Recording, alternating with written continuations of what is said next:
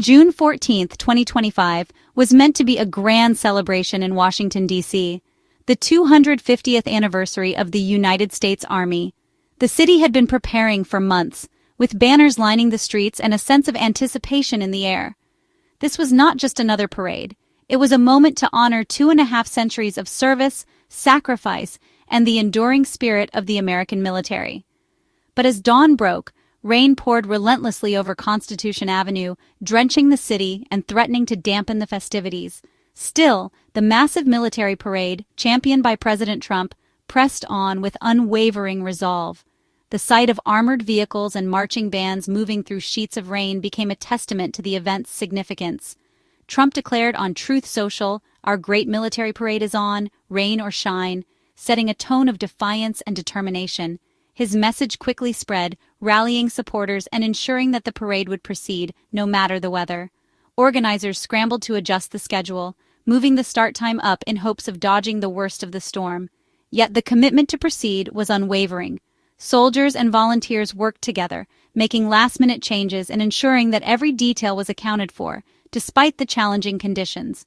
Soldiers and spectators alike braved the drizzle, huddled under umbrellas and wrapped in ponchos, determined to witness history in the making. Families, veterans, and children lined the parade route, their faces a mix of excitement and resolve, refusing to let the weather dampen their patriotic spirit.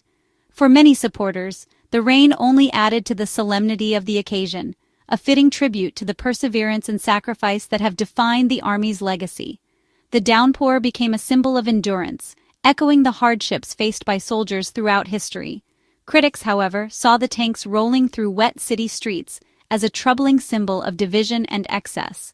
To them, the spectacle felt less like a unifying tribute and more like a display of power that deepened the country's political rifts. The parade became a dual narrative. On one side, a proud salute to service and tradition. On the other, a costly politicized spectacle that sparked heated debate.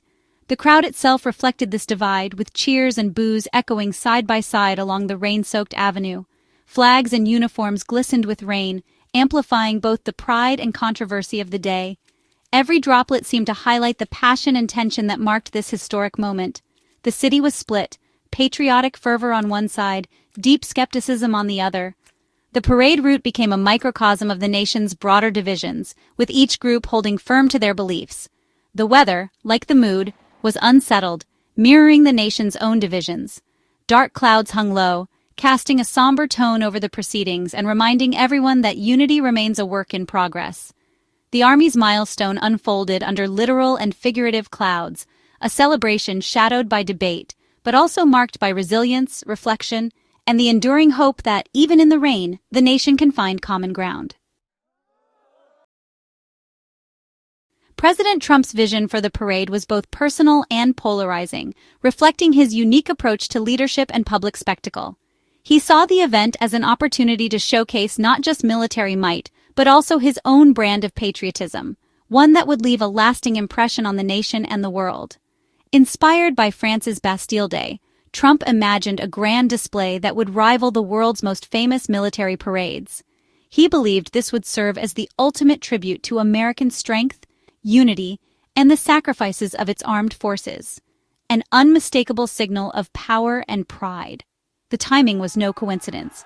It happened to fall on his 79th birthday, adding a personal milestone to the national celebration. For Trump, the parade was as much about marking his own legacy as it was about honoring the military. Trump arrived at the viewing stand, flanked by top officials and military leaders, ready to preside over the spectacle he had envisioned.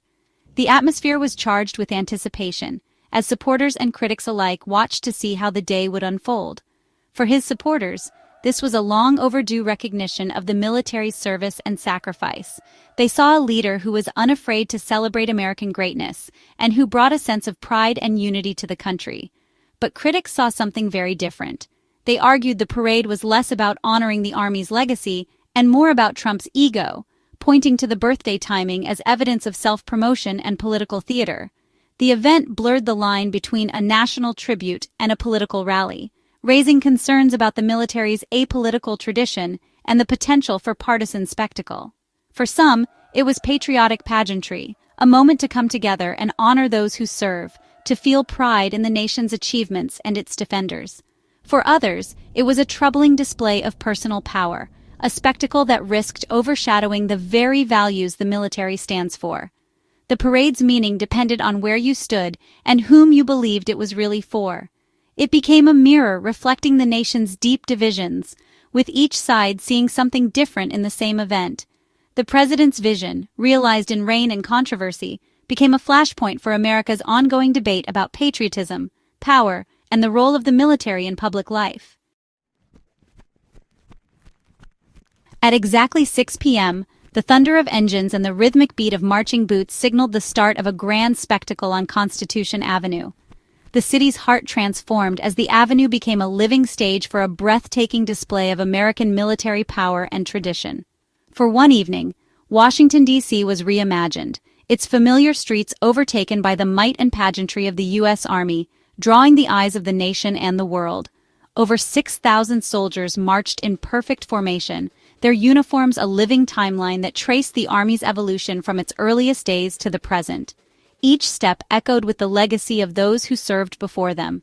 Modern Abrams tanks, Bradleys, and Strykers rumbled down the avenue, their steel forms gleaming in the evening light. They were joined by World War II-era Sherman tanks, a powerful reminder of the Army's enduring role in shaping history and defending freedom. Overhead, the deep thrum of Chinook and Black Hawk helicopters filled the air, their synchronized flight amplifying the spectacle below and casting dramatic shadows over the city's skyline.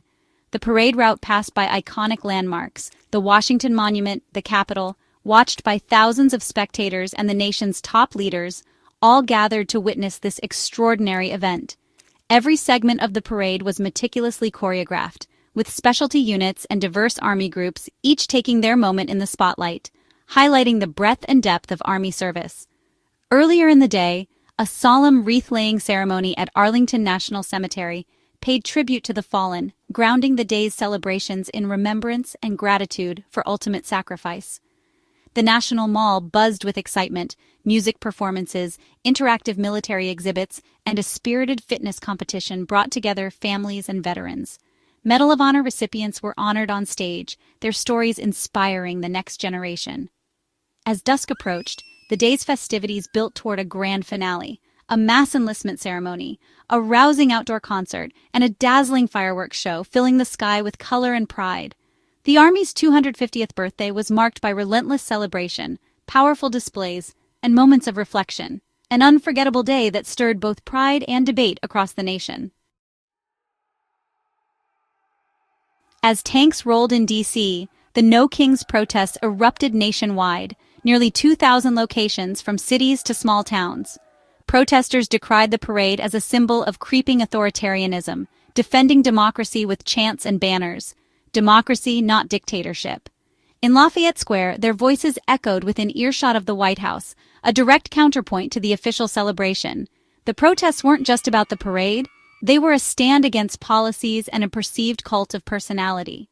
The split screen was stark military unity on one side, passionate dissent on the other. On the Army's milestone, the debate over America's identity was as fierce as ever. The parade's $40.45 million price tag sparked outrage across the political spectrum. Critics, including Senators Duckworth and Paul, called it wasteful, a birthday parade for the president, not a wise use of taxpayer money. Supporters countered that the cost was a small price for national morale and honoring the Army's legacy. The debate wasn't just about dollars, it was about what Americans value, practical support for troops, or grand symbolic gestures. The parade's expense became a proxy for deeper questions about patriotism and priorities. In the end, the $40 million question was about more than money. It was about national identity. The parade reignited fears about politicizing the military, a break from America's tradition of apolitical armed forces. Days earlier, Trump's speech at Fort Bragg saw uniformed soldiers cheering and wearing campaign gear, clear violations of military neutrality. Critics warned that such displays erode trust in the military's nonpartisanship and risk turning it into a political tool. The parade, closely tied to Trump's persona, deepened these concerns. Supporters dismissed the worries, insisting pride in the military isn't political. but the debate itself showed how fragile the norm of military neutrality had become. The line between celebration and politicization was blurred, with lasting implications for civil-military relations. The day's spectacle forced a reckoning with the military's role in a divided democracy. For many, June 14th was a day of genuine pride and remembrance, not politics.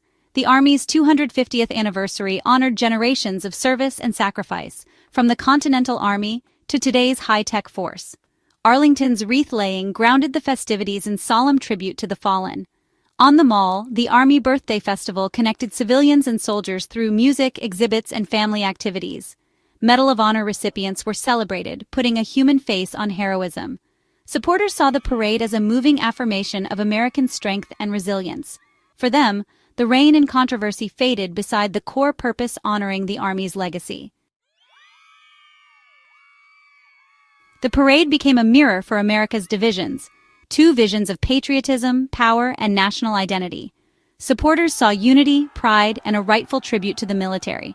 Critics saw echoes of authoritarianism, waste, and politicization. The No Kings protests embodied a different kind of patriotism, defending democracy through dissent. Both sides watched the same event, but saw entirely different meanings. Recent domestic deployments of troops made the display even more fraught for some, blurring lines between defense and policing. The parade was not just a celebration, but a test of national values. Under rainy skies, the country's fault lines were on full display. The day's legacy, a nation united in spectacle, divided in interpretation. As the last tank passed and the music faded, D.C. was left to reflect. The Army's 250th birthday was a historic milestone, but also a symbol of the times: pride and division, celebration and controversy. Supporters remembered the spectacle and resolve, critics the cost and politicization. The No Kings protests for some were the day's true act of patriotism. The parade forced Americans to confront questions of strength, patriotism, and the military's place in society. The rain-soaked streets reflected a nation of contradictions, powerful, proud, and deeply divided. The true legacy was not the parade, but the conversation it sparked in a fractured republic.